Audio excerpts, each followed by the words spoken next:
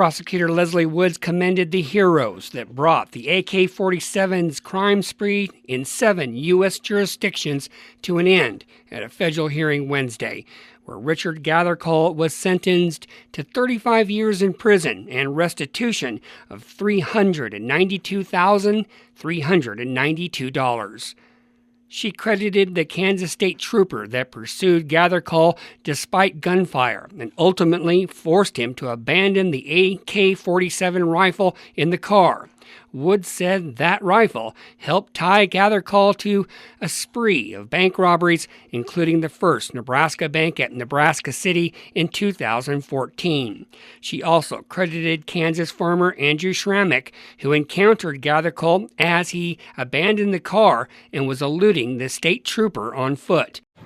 I was out working a field and noticed somebody walking down the road, and by all his actions, things weren't adding up for a normal stranded motorist or anything. So when he didn't even look at me, when I went in front of my tractor, I knew something was up. And Woods said SRAMECK went out to face Gathercole to lure him away from his home and his family. Gathercole so easily, so coldly, and so selfishly terrorized people at banks without hesitation, and did it over and over again with no signs of remorse. Woods said the Kansas farmer was approaching one of America's most dangerous criminals. When the Kansas farmer reached Gathercole, he pointed a gun at him and demanded a ride. Well, after riding with him for 2 miles, I stopped and said, "I'm done with this, I'm not going any further," and got out.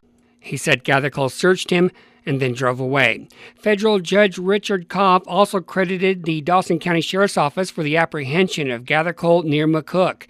Kopp said we bandy the word hero about too much, but in this case, I think it's apt. The restitution includes $14,018 to Chino, California police officer Michael Ford. Ford responded to Gathercole's first bank robbery and was shot in the leg. Judge Kopp said the bullet blew up his leg, but somehow the officer was able to drive himself to the hospital. Woods said he saved his own life that day, but this crime is something that will touch him for the remainder of his life.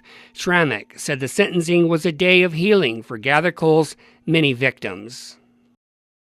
I'm sorry that it happened to you, but hopefully you can have gone on with your life and it's better, and I'm glad that they got stopped and everything's taken care of now, that it won't happen again. From Lincoln, I'm Dan Swanson, News Channel, Nebraska.